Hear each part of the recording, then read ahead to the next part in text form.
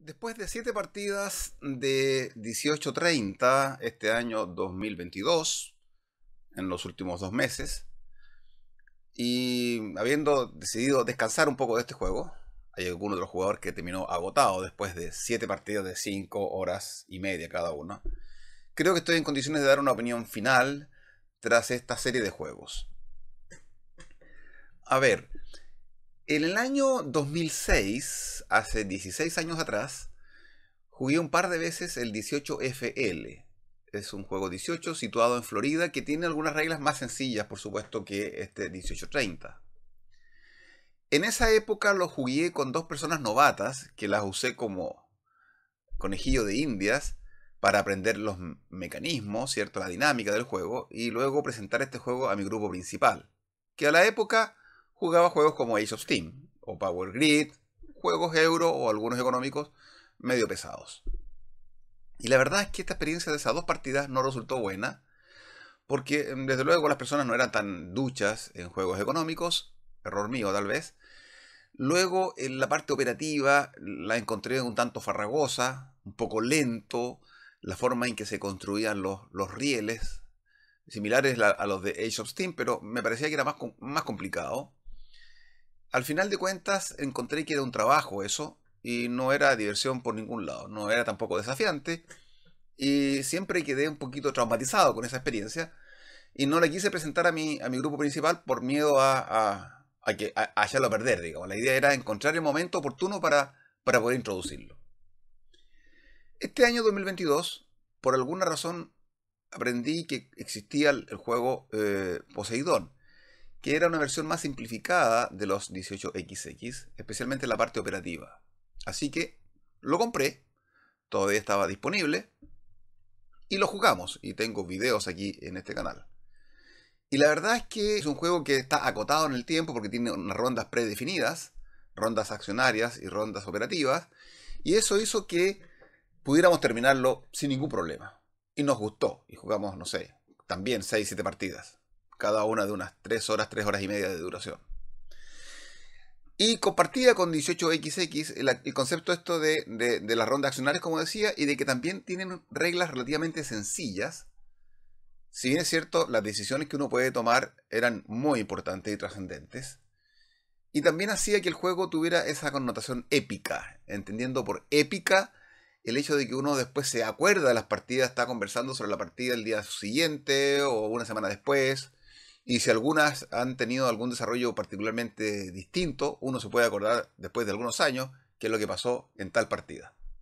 Entonces, esa parte épica la tenía Poseidón, y me parecía que podía ser interesante entonces retomar esta idea del 18XX, y revisando la BGG me di cuenta de que el 1830 estaba disponible en Amazon. No era un juego caro desde el punto de vista de que, como lo son todos los 18XX, porque son artesanales, podríamos decir, o de editoriales muy pequeñas que cobran mucho por eso. Entonces dije, voy a hacer la prueba de Amazon. Y luego, bueno, estudié el juego, las reglas bien, vi muchos videos en inglés, etc. Ya tenía la noción del Poseidón, que nos ha ido bastante bien, así que lo introduje al grupo. Y me pareció que fue muy natural el paso de Poseidón a 1830, no les pareció nada extraño. Y en realidad el factor tiempo fue evidentemente superior, casi el doble. Llegamos a 5 horas y media, 6 horas, comparado con 3 horas de Poseidón. Pero pasaban volando, y yo tuve la precaución de tomar algunas medidas para que esto fuese más rápido. Desde luego usar fichas de póker, que siempre lo hago. Me conseguí en la segunda partida una tabla de ingresos para no tener que estar calculando en cada operación de cada empresa los ingresos que tenía y cómo se repartían entre los jugadores. Me preocupé también de eliminar las tarjetas de acciones y cambiarlas por disco, porque estábamos acostumbrados en Poseidón a usar los discos de colores para estos efectos. Así las cosas, resultó un paso muy natural de Poseidón a 1830, con todos estos mecanismos que traje de Poseidón y con todas estas facilidades que yo daba para que el juego sea rápido. Y así todo, tuvimos que adoptar la decisión, yo tuve que adoptar la decisión de no respetar las formas normales de terminar este juego, que son que se acabe la tesorería el banco, los 12.000 pesos que tiene el banco, o que alguien quiebre.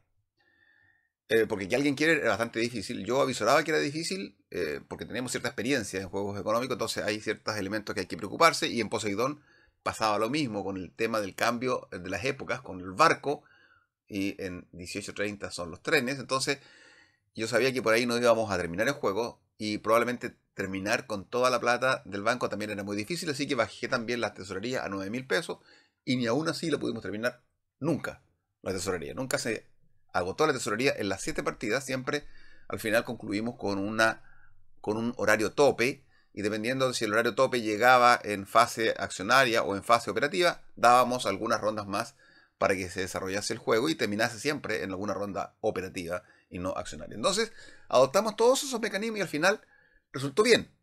Resultó bien, no maté el juego, de hecho jugamos 7 partidas. Normalmente un juego euro que no tiene estos problemas, estas complejidades de la duración, jugamos unas 4 o 5 partidas seguidas durante un mes y medio.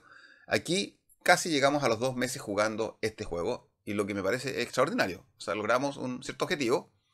La última partida ya un jugador estaba medio cansado, que era muy largo, que al día siguiente que no podía dormir bien, que en la noche se recordaba de la jugada. Todos teníamos el mismo problema, porque terminábamos tipo 12 de la noche, o 1 de la mañana incluso, y entonces nos quedábamos dando vuelta y eso nos hacía dormir mal. Así las cosas, empezamos ahora a jugar Fenicia, que es un Eurogame de civilizaciones, un cierto grado un poco económico, para un poquito despejarnos. Sin embargo, ya nos está esperando el 1846 que compré en Amazon, el 1848 que también compré en Amazon, y el 1862 también en Amazon. Así que ahí los tengo esperando su momento propicio, y son juegos que son más cortos en duración.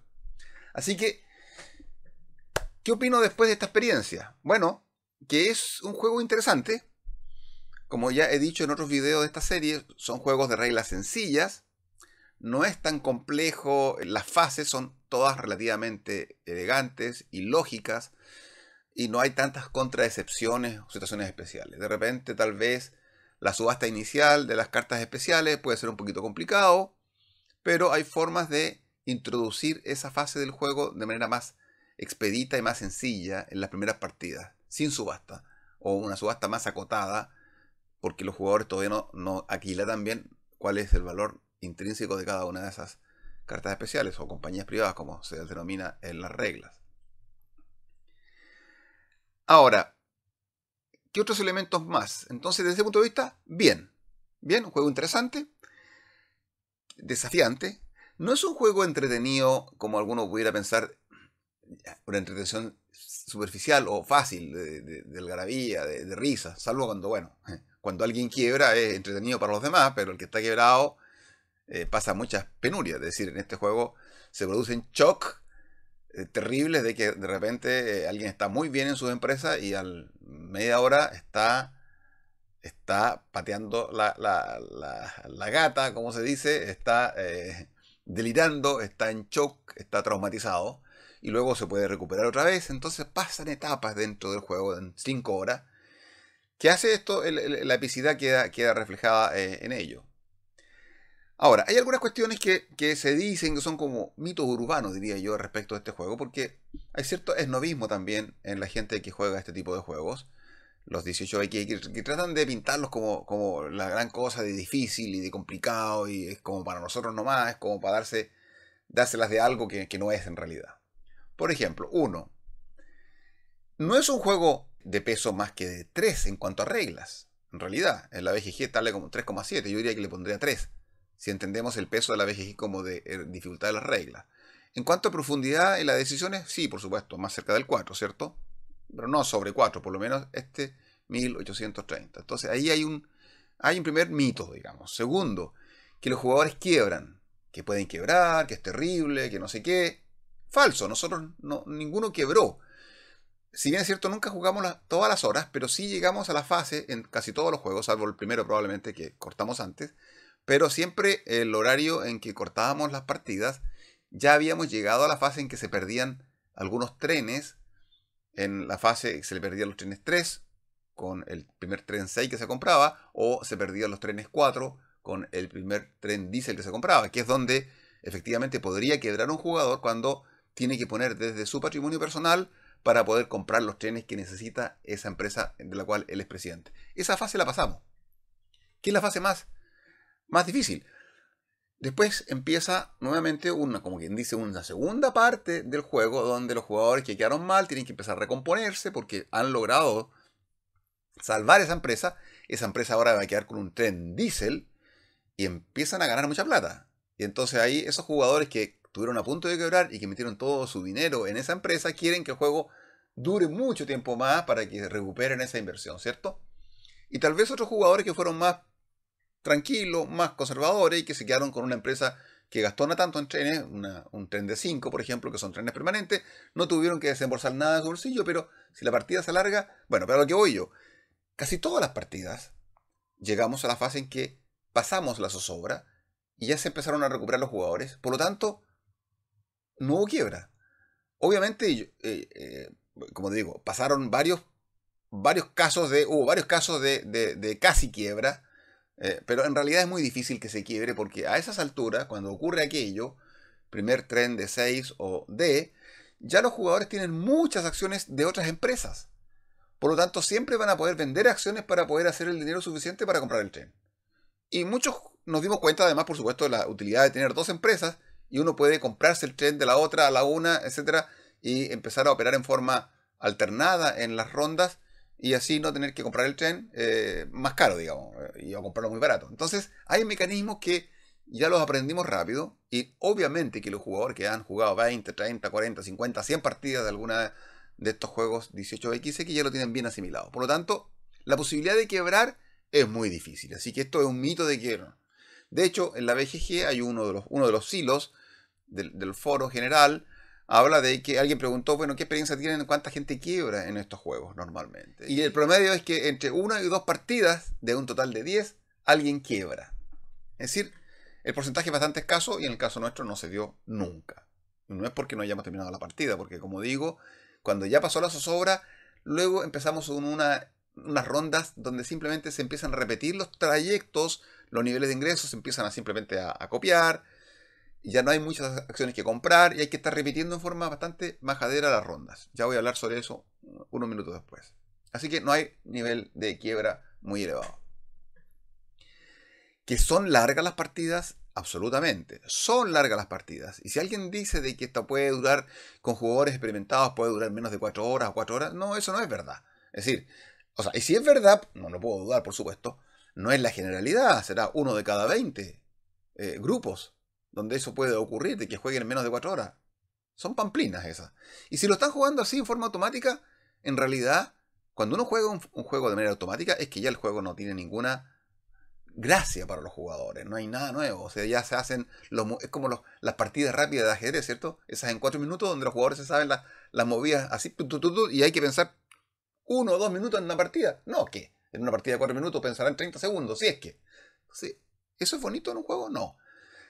Nuestro grupo se caracteriza por ser muy conversado, y prácticamente en cada colocación de riel, como hay varios jugadores que tienen intereses en esa compañía, se arma el debate, mira, te conviene para allá, porque no sé qué, etcétera, etcétera. Y luego cuando se calculan los ingresos también, como la regla dice que hay que siempre usar la línea que dé más ingresos, entonces siempre dicen, no, pero oye, después de que estamos a punto de pagar, no, pero aquí hay otra línea mejor.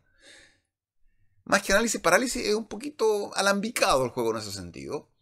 Así que es imposible que si estamos en ese ánimo colaborativo, se pueda jugar en menos de 6 horas, diría yo. ¿Ok? Nosotros terminamos en 5 horas y media, pero probablemente yo estimo que las últimas partidas, si los hubiéramos jugado hasta que se acabe el dinero del banco, los 12.000, hubiera sido tal vez una hora más. Nada más. Pero ahí repitiendo y transformándose en un tedio. Bueno, así que eso es un mito. Ahora, otros elementos a considerar que también yo creo que son un poquito de mito. Esta maniobra que consiste en que un jugador pueda deshacerse de una empresa que preside y entregársela quebrada a otro jugador y hacer prácticamente a ese jugador gastar de su dinero para poder hacer sobrevivir a esa empresa. ¿Cierto? Eso, desechar una empresa. ¿Qué tan común es esto? En las primeras partidas se daba. Y yo, como tenía mayor conocimiento del juego, por los foros, etc., yo trataba de hacerlo como para que los demás se dieran cuenta de la maniobra y que la pudieran hacer. Bueno, y la pudieron hacer. Pero Esto hace que un abanico de posibilidades con esta maniobra cada vez se fuese acortando, acortando, y llegamos al surco angosto que uno lee en los foros de la BGG a que conduce todo esto, que es que prácticamente nadie tiene más de una acción de otras empresas distintas de las que yo presido. Porque recordemos que si yo tengo 2 acciones y alguien tiene 5 acciones en esa empresa, y por algún motivo en las rondas operativas hace un desastre con esa empresa, y justo él tiene la posibilidad de empezar esa ronda accionaria posterior, o por lo menos empezarla antes que un jugador que también tiene acciones en esa empresa y tiene 2 acciones. Entonces yo vendo mis 5 acciones, dejo como presidente al jugador que tiene 2 acciones, que juega después que mí en la ronda accionaria, y lo dejo con el problema.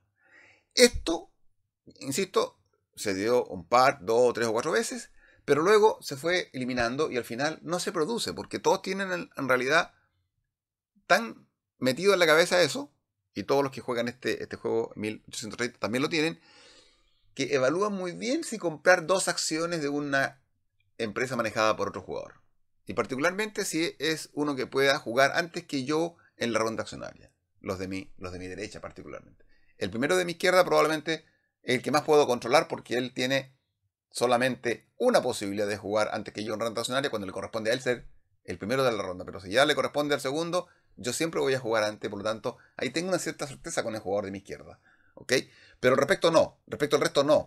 Así que, en realidad, todo se traduce en tener una acción. Una. Y de repente 2, pero yo mirando muy bien si esa otra empresa tiene suficientes fondos, si esa empresa tiene un tren, si ese jugador tiene 2 compañías y podría robarle todos los recursos a una para favorecer a la otra y dejarme a la una a mi nombre, ¿cierto? Entonces, salvo que yo maneje bien ese elemento y lo tenga pero muy clarito, especialmente el orden de juego de la ronda accionaria siguiente, la regla de oro sería yo máximo una acción de las otras empresas. Punto. Entonces, al final, eso también resulta que es un mito esto de que es una maniobra muy común. No es tan común después de unas cuantas partidas, obviamente. Ahora, lo que sí es verdad, por supuesto, es que este no es un juego para todos. Es decir, para empezar, tienen que ajustar de juegos económicos. Una persona que venga de los Eurogames, dependiendo de los Eurogames, hay algunos que tienen aspectos económicos, como el Power Grid, o el Age of Steam, por supuesto, el Steam, les puede gustar, por supuesto, pero no cualquiera. ¿Pero por qué diría yo? Más que nada porque efectivamente son muy interactivos, es decir, son la escuela clásica, ¿eh? El Monopoly, muy interactivo, por supuesto. Naturalmente no se compara con esto, pero tiene también ese aspecto de ganar dinero y de ser más rico, por supuesto. Pero aquí con una impronta mucho más elevada, por supuesto. Entonces, de repente, si uno tiene reminiscencia de esos juegos económicos, puede que este le entusiasme. Pero los que están ya de pleno en los Eurogames, va a ser bastante difícil que de buenas a primeras puedan encontrar interés en un juego como este. Además que al día de hoy, la mayoría de la gente está con la onda de comprar muchos juegos distintos, jugar muchos juegos distintos y cada uno de ellos jugarlo 1 o 2 veces, si es que, y en forma seguida jugarán 2 o 3 veces, salvo que sea el juego top del año, y claro, ahí lo pueden jugar 3 o 4 veces. Pero generalmente estos juegos que no están a la palestra en la información de todos, no tienen tanto hype, ¿cuánto lo jugarán? 1 o 2 veces, y luego pasarán años para que lo jueguen de nuevo. De esta manera, es muy difícil que se aprecie bien un juego como este económico que requiere cierta continuidad y un grupo permanente. Esa es otra cuestión que hay que tener en cuenta, que hay que tener un grupo permanente para esto, para que todos estén más o menos al unísono. En conclusión, es un juego económico, regla sencilla, con buenas decisiones, importantes decisiones. Yo diría que es desafiante, es de una entretención más sutil que la propia de un party game, por ejemplo. Recomendable para algunas personas solamente y que a uno lo deja entusiasmado con esta serie de juegos. Por algo yo ya ahora he comprado el 46, el 48 y el 62. Lo ideal es tener un grupo que aguante también este nivel de horas de juego. Que no son horas donde uno se canse demasiado en realidad. No, para que tampoco desmitifiquemos esto de que se requiere pensar demasiado en este juego. No, no es así. Es decir, probablemente en Ansa Teutónica hay que pensar más. Un juego táctico donde cada movimiento es importantísimo. Acá, de repente, no hay mucho que hacer. Es decir, las líneas donde se obtienen los ingresos se mantienen siempre las mismas. La posibilidad después en ronda accionaria de comprar alguna acción, ya uno tiene claro cuáles son las buenas, cuáles son las malas, y de las buenas ya no queda ninguna. Entonces pasa bastante rápido. Entonces, no es que esté todo el rato concentrado, unos 5 horas. No. Es de un nivel de concentración mediano. Para abajo en algunos casos. Evidentemente hay momentos súper importantes. Abrir o no abrir una segunda empresa. ¿Qué empresa abrir, cierto? O en la subasta inicial de las cartas especiales. Pero hay muchos momentos del juego donde son acciones un poquito automáticas. O calcular, por ejemplo, qué me rinde más y ampliarme por acá o reemplazar una ficha. Pero después de unas cuantas partidas ya se hace en forma automática. Así que no es que sea tan dificultoso en cuanto al peso de esas decisiones. Bien, dejo de divagar y concluyo con eso. ¿Qué nota le daría yo en la BGG del 1 al 10? Si uso la escala de la BGG en consonancia con lo que se expresa en cada una de las notas, yo le daría un 7, porque es un juego que sí lo sacaría a juego si me lo proponen o yo lo puedo proponer, pero no es que lo esté proponiendo siempre, por supuesto, porque se requiere unas determinadas condiciones que no siempre se dan. Hay juegos que uno los podría sacar siempre, que yo creo que siempre van a ir bien. Como digo yo, Lanza Teutónica, por ejemplo, ¿cierto? Pero acá no, acá hay que tener ciertas condiciones y por eso que le doy una nota 7, que no es un perfecto juego. Además que este hecho de que las rondas finales se empiezan a poner un poco repetitivas, donde no pasa nada, no hay mayor movimiento en el terreno, no hay mayor movimiento en la fase de acciones, y hay que prácticamente sacar la calculadora y empezar a repetir las rondas anteriores, me da la idea de que no es una forma muy elegante en que este juego está creado y en la forma en que termina. Ahí hay un tema. Bien, eso es 1830.